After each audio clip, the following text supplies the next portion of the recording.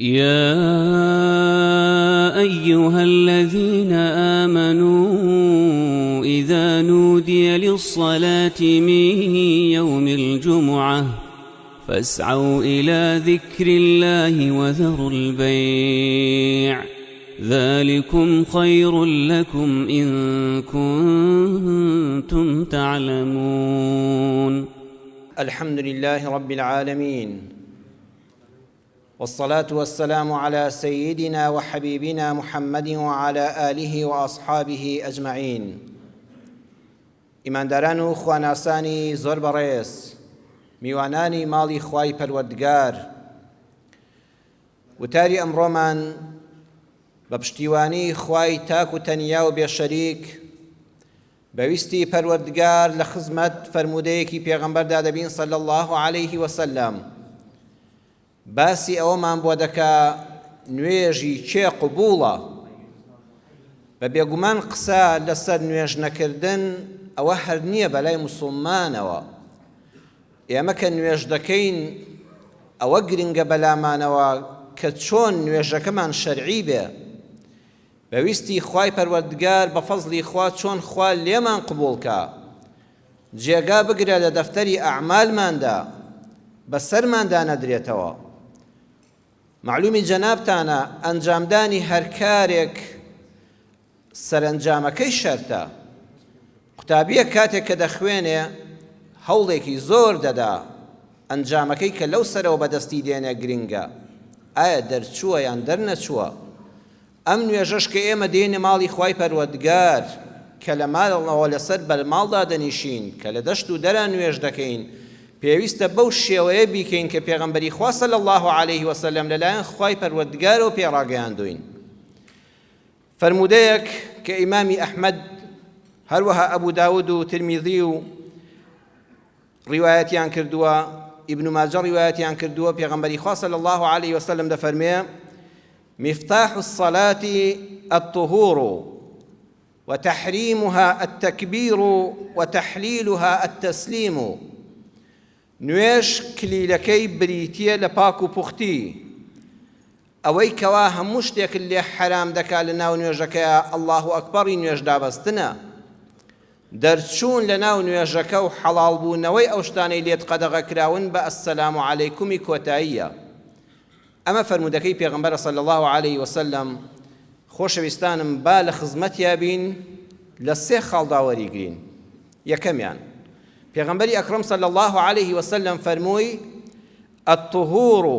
مفتاح الصلاة الطهور. کلیلی چوونە ناو نوێژ بە پاک و بخاوێنی دەست پێ دەکا. واتە ژوورێکی داخراوە، ئەگەر ئەم کلیلەت پێ نەبێ ناتوانانی بچیە ناویەوە. پێش نوێژەکە ئەبێ بەم کلیلەوە بڕۆی خۆت ئامادە بکەیت. ئەویش پاک و پوختیە. پاک و پوختی بۆ سێ شت. پاک و پوختی جەستەت، لە لەشگرانی بە دووربی، لە بێدەستنوێژی بە دووربی، شتێک بە جەستەتەوە نەبێت کە پیس بێ. ئەوە جەستەت پاک بەوە بە دەستنوێژ و بە خۆشۆردنەکە. پاشان پۆشاکێک کە لە بەرتایە هەر جلوبەرگێکە ئەبێ جلوبەرگێکی پاک و خاوێن بێ. سێەم شت ئەو شوێنەی کە لەسەری نوێژ دەکەی، ئەو بەرماڵە، ئەو شوێنی نوێژە، ئەو خاکە پێویستە خاوێن بێ. ئەوە کلیلی چوونە ناو نوێژە.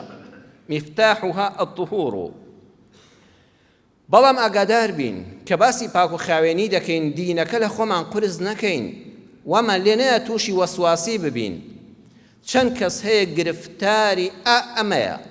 کاتێک کە نوێژ دەکا خێزانێک بەدەستیەوە وەڕستە، جا باوکێکە، جاری وایە دایەیەکە، کچێکە، کوڕێکە لە ماڵێکە، تا دەست نوێژ دەگرێ ئەو لە تانکی سەربانە نامێنێ، تا خۆی دەشوات دەجار ئەو بەخۆی دادەکا و هەرنێت دێنە و هەرپا نابێتەوە. ئەوە لە دینی ئێمەدا نییە. دینی ئێمە بۆی داناوی جارێک جوان دەست دوودم و چاوت شتووە، ئەگە کردت بەسێ تەواو بوو، نەببیکەی بە چوار. گومانت بۆ دروست نەکا شەیطان کاتێک کە ناتوانێ بڵێ نوێژ مەکە، بەس لەویا دەیە پێت فێر بێ، ئاوەڵا ئێرە تەڕ نەبووە، هاتوویتە سەر بەرماڵ بەخوا قاچن نەشتووە، ئەیکا لەو کاتەوە تۆ چیت کردو؟ ئەوەنی قاچەکانت تەڕە، پێویست ناکە بگەڕێیتەوە. ئاگادار بی، هاتوویتە دەرەوە لە تەوالێت خەریکی دەست نوێژگرتنێکی، تۆزێت تەڕی بە شڕواڵەکەت بە پانتۆڵەکەتەوەیە، لە شەرعا دەفەرمێ بۆی مەگەڕێەوە بیر بکەیتەوانێ ئەبێت لە تەوالێتەکەیە پڕیشکم بەرنەکەوت بێتەوە تۆ بڵێ ئەوە ئاوی شوێنی دەستنوێژەکە بێ ئەبێ ئەم بەربەلوعەیە خاوێن بێ مەچۆ بۆنی مەکە بزانم داخۆ بۆنی میزی لێ دێ بۆنی چی لێ دێ وازی لێ بێنە ئەو تەڕێ ئەسڵ وایە خاوێن بێ. ئیمامی عومەر ئەم بابەتە ئیمامی ئیبن القەیمی جەوزی ڕەحمەتی خوای لێ بێ لە کتێبە بەناوبانگەکەیدا ئیعلام الموقعین عن رب العالمین لە بەرگی یەکە لە لاپەڕەی 58 هێناوێتی. ئەفەرمێ ڕۆژێکیان ئیمامی عومەر ڕەزا و ڕەحمەتی خوای لێ بێ لەگەڵ کۆمەڵێ لە سەحابەدا بە شوێنێکا دەڕۆیشتن. لەو کاتەدا بە بەردەمی ماڵێکا ڕۆیشتن خانوەکانی لادێکانی قەدیمی خۆشمانتان بینی و هەندێکیان دوو قات بۆ لە سەریەکەوە. لە پەنجەرەیەکەوە سولاوک لە منتیقەیە پێ دەڵێن لە سلێمانیشا پێی دەڵێن بلوسکێک واتە بەلوعەیەک شتێک هاتبووە دەرەوە لەسەر پەنجەرەکە دەست و شتیان دەشت و ئاوەکە دەچۆسە کۆڵانەکە. ئالەو کاتەدا کە سەحابەکان لە خزمەت ئیمامی عومەرا بەوێ تێپەڕین لەو سولاوگەوە لەو بلوسکەوە دیارە ئاویان لە ماڵەکەەوە ڕەش وەڵا هەموو بەسەر لەشی ئەوان دەهاتە خوارەوە تەڕ بوون. یەکێک لە سەحابەکان کە لە خزمەت ئیمامی عومەرا بوو هاواری کرد بۆ خاوەنی ماڵەکە وتی یا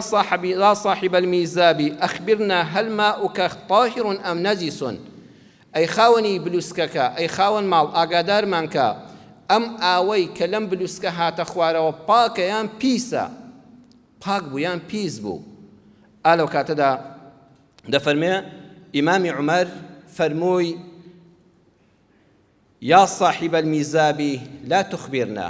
خاوەن ماڵ خاوەنی بلوسکەی ئاو تکایە قسەمەکە و جوابی مەدەوە ئەمە وەسواسە پێمان مەڵێ بابە بڕۆ ئەسڵی ئاو پاکە چ پێویست دەکاتەوە بپرسی ئەم ئاوە هیچ بوو لەشمان لە نوێژ چویان لە نوێژ نەچوو نەخێر ئاوێکە هاتۆ تەڕی کردوین ئەسڵی خۆی پاکە فەرمووی وڵامی مەدەوە پێی مەڵێ بۆی باز مەکە با تووشی وەسواسی نەبین کەواتە لە ئەسڵی خۆیدا ئەوەندەی کردچاوت لە جلوبەرگ و لاشەت و شوێن نوێژت بوو پیسێکت پێوە نەبینی ئەسڵ وایە پاکە حتا بە چاوی خۆت پیسێکە نەبینی خۆت تووشی وەسواس مەکە. بەڕێزان لەگەڵ پاکی جەستە و پۆشاک و شوێندا پاکیەکی ترمان هەیە زۆر گرنگە ئەویش پاکی مێشکە پاکی ناخە پاکی دەروونە. کاتێک کە تۆ چوویتە سەر بەرماڵەکە ئەبێ ئامانەت خاوێن بێ ئەمە زۆر گرنگە. بەڵام زۆر جار ئێمە پاکیەکانی تر دەبینین قێز لە پیسیەکانی تر دەکەینەوە بەڵام بیر لە پاکی ناخودڵ و دەروونمان ناکەینەوە لە کاتی نوێژەکەماندا. سەلمانی فارسی و ئەبوو دەڕدا دوو سەحابەی پێغەمبەرن صلی الله عليه وسلم چوونە ماڵی دایە حاجیەک ئافرەتێکی بەتەمەن. لەو کاتەدا وەختی نوێژ هات وتیان لە کوێ نوێژ بکەین کوێی ماڵەکە پاکە و نوێژی پێوەیە لە کوێ نوێژەکەمان بکەین. ئافرەتەکە فەرمووی طهرا قلوبكما ثم صليا أين أحببتما أو شئتما. ئێوە دڵ و دەروونتان خاوێن کەنەوانێ ناختان خاوێن کەنەوە ئەمە هەمووی بە نوێژە بە ئارەزوی خۆتان لە کوێ نوێژ دەکەن نوێژ بکەن. ئێوە لە خەمی ماڵەکەتان و شوێنی نوێژەکەتان نەبێ هەمووی بە نوێژە بەڵام ئاگاتان لە ناختان بێ ئێوە جارە دڵتان خاوێن کەنەوە بە ئارەزوی خۆتان لە کوێ نوێژ دەکەن نوێژ بکەن. سلمانی فارسی ڕزای خۆی لێ بە فەرمووی خذها من غير فقيه ئەبوو دەڕدا ئەم قسەیە لەم ئافرەتە وەرگرە کە نە مەلایە و نە شەرعزانە و نە خوێندەوارە بەڵام حتا بڵێ نەسیحەتێکی جوانە وەریگرە قسەی جوان نەسیحەتی جوان لە هەموو کەس وەرگرە شەرنی هەر مەلا بێ هەر زانای ئاینی بێ هەر بابەتەکە ئیسلامی بێ لە هەر کەسێکەوە قسەیەکی جوانە وەریگرە قسەیکە زۆر جوانە تۆ دڵت خاوێن کە ئەمجا سەیری شوێن کە ماڵەکە پاکە خەمی دڵەکەی خۆتت بێ. ئێ لێرەدا پرسیارێک بۆ جەنابەت ڕەم بێ ئێستا دروست بێ ئەڵێ مامۆستا هەموو کتێبی شەرعیم خوێندۆتەوە و منیش لەگەڵ تۆدا خوێندومەتەوە بەس باسی ئەو سێش پاکیە دەکا پاکی لاشەت لە لەشگرانی و لە بێدەستنوێژی و لە پیسی بە دوور بێ جلەکانت خاوێن بێ شوێنی نوێژەکەت پاک بێ بەڵام کوا لە شەرعا باسی دڵ و دەروونەکەی تیان نییە یەک کتێبی شەرعی ئەمەی تیانە نووسراوە بۆ ئەمە پێمان دەڵێ با ناخی خەڵکت ئاگا لێ نەبێ حەقت بە ناخی خەڵکەوە نەبێ بەڕێزەکەم ئەگەر ئەمەش باز بکرا بە مەرج ئەبووە لە یەکترمان بکۆڵیایە بەخوا فڵان کەس بەوەی نییە نوێژ دەکەوە دڵی پیسە ئەوە ناخی پیسە ئەوە ناخی بۆگەنە شەرع ئەمەی باز نەکرد ئەمە بەس بۆ خۆتە بۆ خۆت و خوای خۆتی لێگەڕێ تۆ بەس خەریکی ناخی خۆت بە، خەریکی ناخی من مەبە، خەریکی ناخی براکەت مەبە، خەریکی ناخی خوشکەکەت مەبە، خەریکی خۆت بە. دڵ و دەروونمان با بە یەکترەوە خەریک نەکەین، ئەوە بسپێرین بەخوا، هەر کەسە حسابی لای خوای پەروەردگاری خۆیەتی. پێغەمبەری ئەخوا صلی الله علیه وسلم قەت ناخەکانی نەدەکۆڵی. جا ئەو خۆشەویستەم هەزاران سەلات و سەلامی خوا لەسەر ڕوحی هەمیشە زیندوی ئەو سەروەرەمان بێ صلی الله علیه وسلم. سەروەرمان زۆر ئازار دەدرا لەلایەن ئەو موسڵمانانەی کە بە دەوریەوە بوون، ئەوە بێجگە لە کافرەکان، ئەوانش بە حیساب موسڵمان بوون، زۆر بە قسە ئازاری پێغەمبەریان دەدا صلی الله علیه وسلم. هەندێکیان یەکێکیان ڕۆژێ پێیوت ئیعدل یا محەممەد،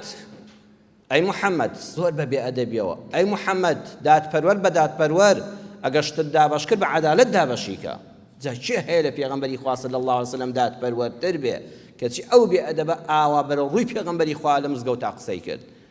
جارێش کەشیان یەک شتێکی دابەش دەکرد بەسەر موسڵماناندا، ئەو دەستە پاکە ئەمینە یەکێ لێ ڕاستبەوەتی هذه قسمة ما أريد بها وجه الله، والله ئەم دابەشکردنەی تۆ ئەی پێغەمبەری خوا مەبەستە ڕەزامەندی خوا نییە، دادپەروەری تێدا نابینم. لەو کاتەدا پێغەمبەری خوا صلی الله علیه وسلم سەحابە و پارێز پاسەوانەکانی دەوری دەست دەسەر شمشێر، بەس شمشێرەکەی دەرێنەوە لە گەرنیدا، ئەزانیت چ بێئەدەبیەکەت بەرامبەر بە پێغەمبەری خوا کرد صلی الله علیه وسلم. ئەوە ئەمینی وحی خوایە، وحی خوا بە ئەمانەتەوە دەگەینەتە مرۆڤایەتی. لە دابەشکردنی ماڵا دادپەروەر نابێ، مەبەستی ڕەزامەندی خوا نییە. پێغەمبەری خوا صلی الله علیه وسلم فەرمووی هیچ کەس قسە نەکا. خۆی فەرمووی رحم الله موسى قد أوذي بأكثر من هذا فصبر. حديثك البخاري دا بجمع فرمودي 3150 هاتوا. فمن رحمتي خوا لموسى برام به، رحمتي خوا لموسى پیغمبر به، بخوال لما زیاتر آزاریان دا فالصبر، بلام آرامی گرت، آرامی گرت لنا قومکی دا، منش صبر دگرم، والله من ندانوا. جاری کتریان پیغمبری خوا صلی الله علیه وسلم کابراک لبر چاوی او هم صحابه عزیزه دا پیود اتق الله، پیغمبری خوا لخوا بترسا، لخوا بترسا. پیغمبری خوا فرموی ویلک هاوار بوتو اولست احق اهل الارض ان يتقي الله، باش من لهمك الشایسته نیم که لخوا بترسم و شرم لخوا بکم، چونکه من خاتمی پیغمبرانم، وحی خوا بخلق دگینم. لو كانت دا خالدي كوري ولي لخزمة پیغمبر ابو صلى الله عليه وسلم فرموي ألا أضرب عنقه، أي پیغمبر خوا صلى الله عليه وسلم بزم والله بدا أو منافقة وسري لا شيء زيادة كما پیغمبر صلى الله عليه وسلم فرموي لا لعله أن يكون يصلي، برام اشتوا نابه ما في كشتن معنية، لو أتشن نويش بكا، لو أتشن نويش بكا ما دام أهلي نويش أخويني حرام بو. ئەی تو خۆت چی بەوانە دەڵێ کە خەڵک سەر دەبڕن دەڵێ بڵێ شایەتمان بێن ئەمجا سەرت دەبڕم، لەکوێی دینە ئەوە هەیە؟ فەرمووی وازی لێ بێنە، وازی لێ بێنە، لەوە ئەچێ نوێژ بکە، خۆ نەشی دیوە نوێژ دەکا، بەس لەوە ئەچێ نوێژ بکە، گومانی ئەوەی پێ دەبم کە ئەهلی نوێژ بێ، مادام نوێژ دەکا نابێ بکوژرێ. خالد بە دڵێکی گەرمەوە فەرمووی ئەلا، فەرمووی ئەی پێغەمبەری خوا صلی الله عليه وسلم كم من مصل يقول بلسانه ما ليس في قلبه، آخر ئەمەش یەکێکە لەو کەسانەی کە بەوەی نییە بە زمان شایەتمان دێن و بە زمان نوێژ دەکەن لە بەرچاوی خەڵکە، ئەوەی لە ناخیاندایە پیسە، چۆن بە پێغەمبەری خوا بێ ئەدەبی دەکەی بەرامبەری، ئەوەی زمانی و دڵی یەک نییە، ئەوە منافقە. پێغەمبەری خوا صلی الله عليه وسلم فەرمووی إني لم أمر أن أنقب قلوب الناس ولا أشق بطونهم. فەرمووی خالد من فەرمانم لەلایەن خواوە بەوە پێوە نەکراوە، ئیشی من ئەوە نییە وەکو محەممەد پێغەمبەری خوا صلی الله عليه وسلم، خوا فەرمانی بەوە پێ نەکردوم دڕێلێک بێنم کون بکەمە دڵی خەڵکەوە بزانم ناخۆ دڵەکەی چی تێدایە، خوا فەرمانی بە من نەکردووە سکی خەڵک هەڵدڕم بزانم سکی خاوێنەیان بۆ گەنە، ئەوە ئیشی من نییە، ئیشی من ئەوەیە زاهیری خەڵک دەبینم، بە زاهیر نوێژی کرد پاک و پخت بوو، ئەوەی لە ناخیایەتی بەڕێزم بیسپێرە بەخوا، ئەوە ئیشی ئێمە نییە. فەرمووی خوا ئەمری بە محەممەد نەکردووە صلی الله عليه وسلم کە بڕوا دڵی خەڵک وەکو دڕێل کون کا و تەماشای کا و سکیان هەڵدڕێ و ئاشکرایان کا، ئەوە ئیشی خوایە، ئەوە ئیشی عەبدەکانی خوا نییە. وازی لێ بێنە لعله ئەن یەکونە یوصلی، لەوە ئەچێ نوێژ بکە، مادام نوێژ دەکا تەواو وازی لێ بێنە، با بڕوە با بێئەدەبیەکە بۆ خۆی بێ. کەواتە ئیسلامی ئێمە پێیوت زاهیری خەڵک ببینە، ئەو سیانەی خاوێن بوو دڵەکەی لێگەڕێ بۆ بینی خۆی خوای خۆی، ئەم کلیلی نوێژە خۆشەویستەکانم پێمان دەڵێ فێری پاکی پۆشاکت بە ئەی مسلمانی نوێژ خوێن توخوا هەوڵ بدە بە پێی توانە بەجلەکانت دایمە خاوێن بن کە ئەمرە لە نوێژە خاوێن بن توخوا چەند جوانە هەمومان جلوبەرگی خاوێنمان بۆ هەموو شوێنێک لە بەراوێ بە پێی توانە با دایمە جەستت بۆنی خۆش بێ با بۆن سڵک و بۆن عەرەقەل لێ نایە خەڵک ناڕەحەتکەی خۆ ئەر ئاو دەست دەکەوێت لە هەموو شوێنێکە بای خۆی با جەستت بۆنی خۆشی لێ بێ و پاک و پوخت بێ با ماڵەکانتان هەمووی شوێن نوێژ بێ با ماڵتان خاوێن بێ با شەقامتان خاوێن بێ با سەیرانگاتان خاوێن بێ ئەهلی نوێژ تکاتان لێ دەکەم لەبەو دوا بەهارێکی خۆش ئینشاءالله ڕوو لە میلەتەکە و خوای گەورە دەرگایەکی ڕەحمەت لە میلەتە بکاتەوە لە دەستی ئەم گەندەڵ و دزانەی کەوا نایڵن خەڵکی ئیسلاحەت بکات لەم کوردستانەیە ئەو کاتەیە کە دەچێت دەرەوە ئەمە لەبیر بێ بڵێ من ئەهلی نوێژم من ئەهلی پاکیم نوێژەکەم بە کلیلی خاوێنی دەست پێ دەکا شەر بێ دەبەیەک ئەو فڕێنەدەم شەر بێ ئەو شوێنی سەیرانم لێ کرد پیسیەکی لێ بەجێ نەهێڵم وەکو شوێنی نوێژ بە پاکی بەجێ بێڵم توخوا ئەمەتان لەبیر بێ و تێتان ڕادەبینم کە هەر یەکێک لە ئێوەی بەڕێز بۆ هەر شوێنێک چووی ژینگەیەک بەهۆی تەوە پیس نەبێ چونکە کلیلی نوێژەکەی من پاک و پوختیە ئەبێ لەبیرم بێ لە دەرەوەی مزگەوتیش پاک و خاوێن بم دووەمیان پێغەمبەری خوا فەرمووی وتەحریمها التەکبیر ئەوەی کەواشتر لێ حرام دەکە الله ئەکبەرە کەوتت الله ئەکبەر نوێژت دابەست هەموو شتێکی دنیای لێ قەدەغە بوو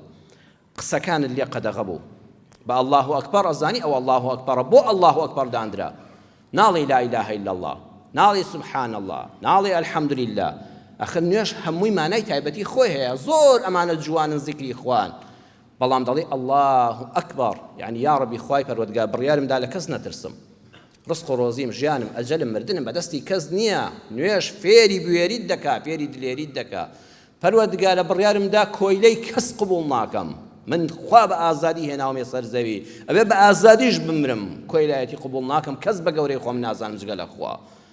سێمیان خوایە وعد بێ من تەکەبور لێ نەدەم بەسەر هیچ عەبدێکی خوادا مادام هاتمە سەبەر ماڵ و مزگەوت قەت تەکەبور بە جەستەمەوە لێ نەدەم ئەوە تەواو ڕۆی ها دەستەکانت ئاوا لێ کرد ئەم جەستە بەهێزم کەش و فشی پێ نەکەم بەسەر خەڵکە عەشرەت و قەوم و حیزب و چەکدارم کەش و فشی پێ نەکەم بەسەر خەڵکە خۆم ڕانەدەم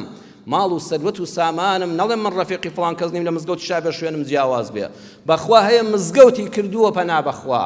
الحەمدلله خاوەنی ئەم مزگەوتە لەوانە بەدوورە والله مزگەوتی کردو دەبێت شوێنەکەشی لە مزگەوتە لە لای مامۆستاوە کورسی تایبەتی بۆ دابندرێ ئەگەر لەوێ نەبێ نوێژ ناکا قبوڵی ناکا چۆن من مزگەوت دروستکەم و پارە سەرف کەم و شوێنەکەم تایبەت نەبێ وەکۆی لە نوێژی شاخۆ بەسەر خەڵکا ڕادەی بە ماڵەکەتەوە بە پارەکەتەوە بەڕێزان چاولی ئێمە ئەوەشمان هەیە کەوتت الله ئەکبەر خوایە عەبدێکی لاوازم هەمووم واز لێ هێنا لەگەڵ ئەو هەموو بەندانی خوادا منیش یەکسانم پەروەردگارە ئەنجا کە چوویتە ناو نوێژەکەەوە قسەی دنیای لێ قەدەغەیە جاران لێت حەڵاڵ بوو هەموو شتێک لێ قەدەغەیە قسەکانی دنیا خواردن و خواردنەوەی حەڵاڵی ماڵی خۆ نابێت لە نوێژا بخۆی هاتو چۆ جوڵەکە بە حەڵاڵیش بێ لە مزگەوتیشە نابێ هاتو چۆ بکەی نابێت جم و جوڵی زۆر بکەی هەموو دواز لێ هێنا بە الله ئەکبەر یعنی یا ڕەبی خوای پەروەردگار بیرە خراپەکانیشم واز لێ هێنا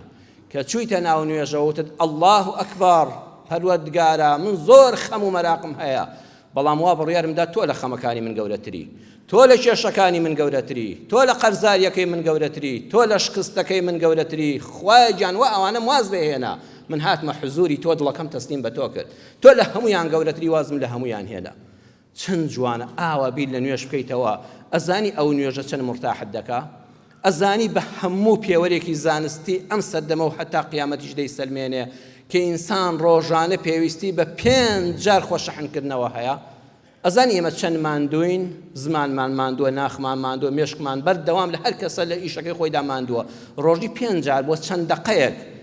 هەمووی واز لێ بێنە هەمووی لە خۆت حرام کە ئەو 4-5 دقەیە 3 دقەی لە نوێژەکەی توخوا بەس ئاگەر لەمانەی نوێژەکە بێ تخوا کە سەلامە دایە بزانە چەند مرتاحی بزانە چۆن شەحن دەبیتەوە چۆن ئارام دەبیتەوە ها ئەوانەی کە مسلمان نین یا مسلمان و لێی حاڵی نەبوون پەنا بۆ یۆگا و نازانم کۆمەڵێ وەرزشی ڕۆحی و ئەوانە دەبن ئێمەی مسلمان خوا عیبادەتەکەیان کەیک بۆ کردوین بە پشووی ڕۆح بەس بزانە دوورکان نوێژی ئاوا بکە واز لە هەموو شتەکانی دنیا بێ نەزانە چەند مرتاح دەبی ئەزانی خۆشەویستم ئەو نوێژەی ئێمە وتەحریمها التەکبیر کەوتت الله ئەکبەر بەس بۆت هەیە بە زمانی قورئان قسە بکەی یەکێ بە حساب زۆر نەتەوەیە ئەوە بامەستا بۆ نوێژ بە عەرەبیە بۆ نوێژ بە کوردی نییە عزیزم نوێژ بە عەرەبی نییە، نوێژ بە زمانی قورئانە، چاو لێ هەموو گەلانی جیهان، هەموو نەتەوەکانی جیهان لە نوێژە ئەبێ بەواجبی فاتحە بخوێنن، ئەوەی کە فێری بێت تا توانای هەبێ بە فێر ببێ. پێغەمبەری خوا لە بوخاریدا صلی الله عليه وسلم فەرمووی لا صلاة لمن لم يقرأ بفاتحة الكتاب، نوێژی ئەو کەسە دروست نییە کە سوڕەتی فاتحە لە نوێژەکەیان نەخوێنێ. هەموومان دەبێت سوڕەتی فاتحە بخوێنین. چاو لێ جا من بە کوردی نوێژکەمەوە، ئەو بە فارسی نوێژکە، ئەو ئینگلیزی نوێژکە، تخوا تامی دەما هەموو ئەم مرۆڤایەتیە لە نوێژا یەکسانە.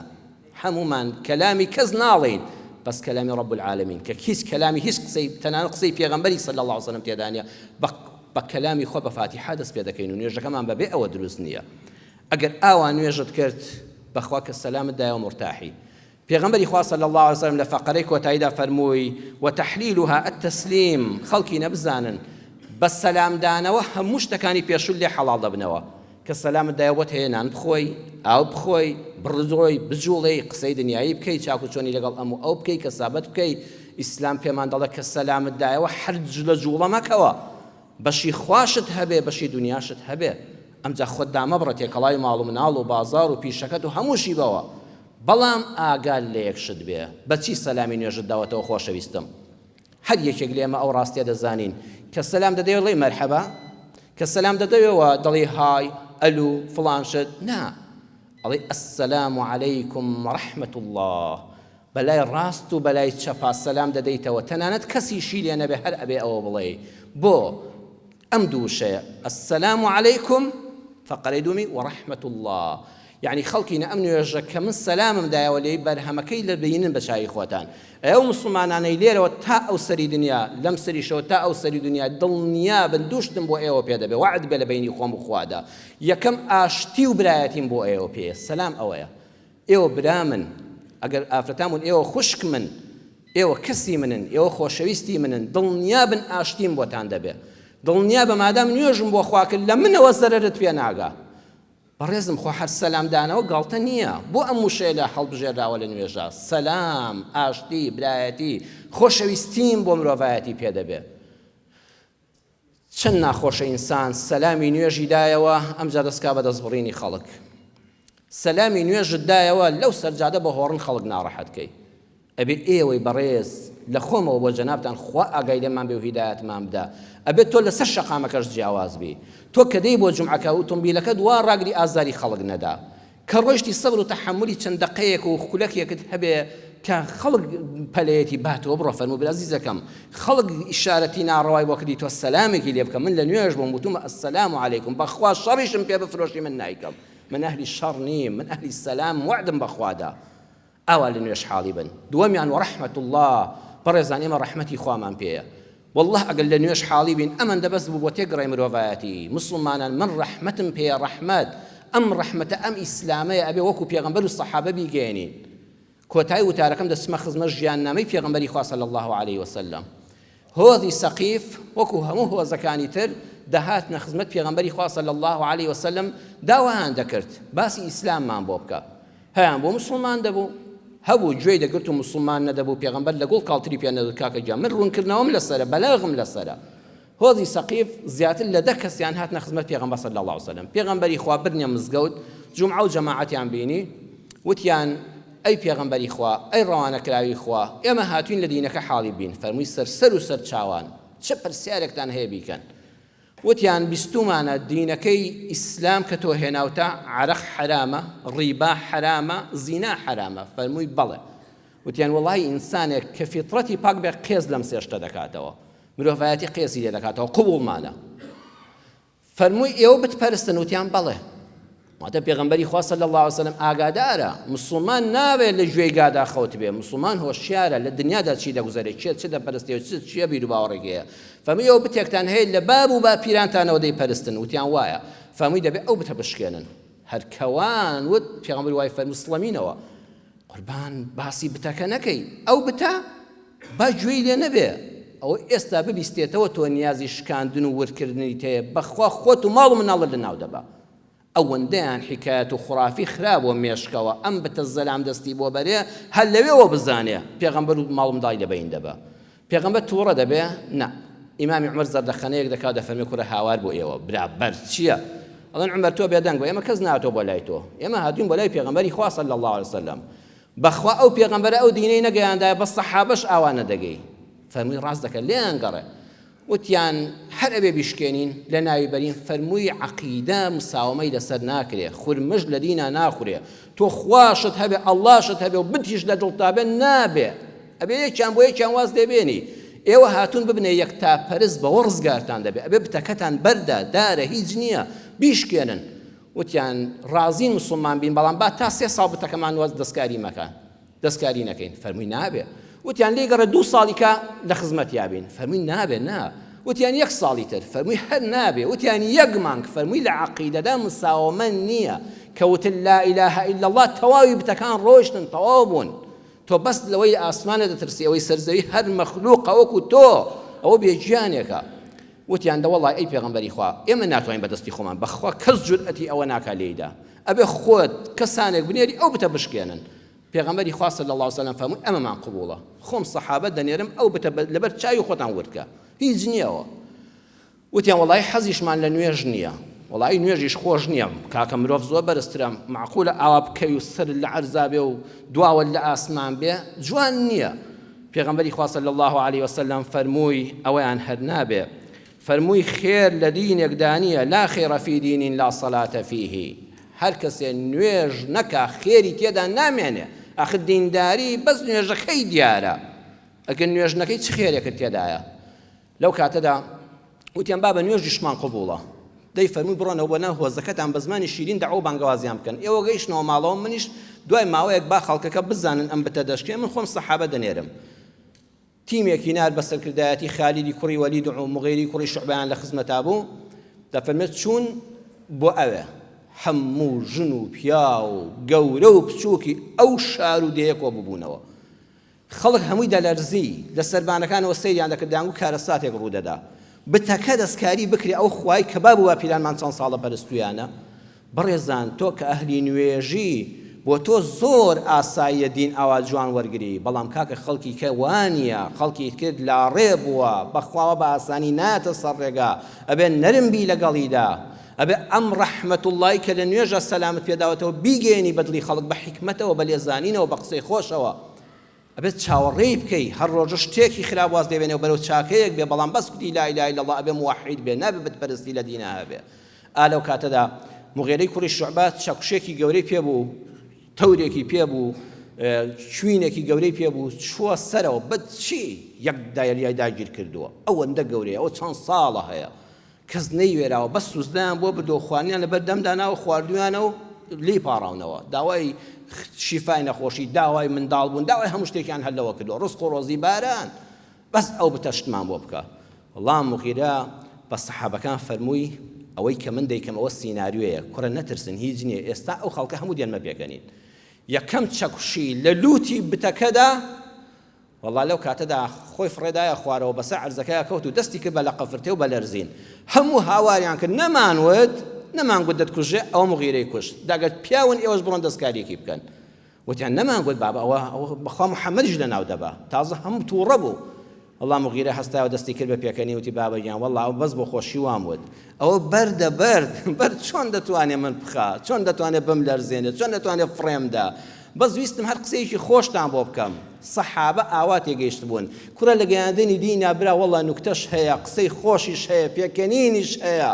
ئەوە ڕەن بە تووڕێی و بە زەبر نەدەکرا با بەم سیناریۆیە دڵخۆشیان کەم فەمی بڕێزانمە بەردە والله دەسەڵاتی نییە ئاوا لەبەر چای خۆتان دە چەکوشیکەی لێدا ماندوو بوو خالی چوار چەکوشی تری لێدا سەحابەیشتر والله خەڵک سامیان شکا کوڕە خۆ هیچی پێ نەکرا کوڕە خۆوانە هیچیان لێ نەهات ئەمجا بەر نەدەکەوت خۆیان چوون بەدەستی خۆیان وێرانیان کرد و لەگەڵ زەویەکە تەختیان کرد بوونە موسڵمانی زۆر ڕاستەقینە بەڵێ خۆشەویستان ئێمە لە نوێژ کە سەلامماندایەوە ئەڵێن ئەسسەلام عەلەیکم ڕەحمەت الله هەم سەلام و برایەتی و ئاشتی و خۆشەویستیمان بۆ مرۆڤایەتی پێبێ هەم ئەم ڕەحمەتەی کە خوا بە نسیب خۆمانی کردووە توخوا هەر یەکێک لە ئێوە وەکو سەحابە وەکو پێغەمبەری خوا صلی الله علیه وسلم بە ڕەحمەت بیگەێنن داواکارم لە خوای پەروەردگار یا ڕەبی خوایە ئەو نوێژانەمان بەو شێوە بێ کە پێغەمبەری خوا صلی الله علیه وسلم فەرموویەتی باشتر لە نوێژ و لە مانای نوێژ خوایە تێمان بگەێنی باشتر لە دینەکەی خۆت پەروەردگارە شارەزامان کەی یا ئەڵڵاه ئەو نوێژانەی کردومانن کە دەیکەین خوایە هەرکەم و کوڕیەکی تێدایە بە گەورەی خۆت لێمان قبوڵکەی یا ڕەبی خوای پەروەردگار یا ئەڵڵا لێت دەپاڕێمەوە ئەوانەی کە تا ئێستا نوێژ ناکەن خوایە هیدایەتیان بدەی یا ئەڵڵا لێت دەپاڕێمەوە لەگەڵ ئەم هەموو دەستە بە دەست نوێژەدا ئەوەی نەخۆشە شیفای بدەی خوایە ئەوەی نەخۆشە شیفای بدەی ئەوەی دڵبەخەمە دڵخۆشی کەی ئەوەی گرفتارە ڕزگاری کەی دەرگای خێر لە هەموو ئێمە و هەموو مسلمانان و هەموو مرۆڤایەتی بکەیەوە برحمتك يا أرحم الراحمين والحمد لله رب العالمين. يا أيها الذين آمنوا إذا نودي للصلاة من يوم الجمعة فاسعوا إلى ذكر الله وذروا البيع ذلكم خير لكم إن كنتم تعلمون.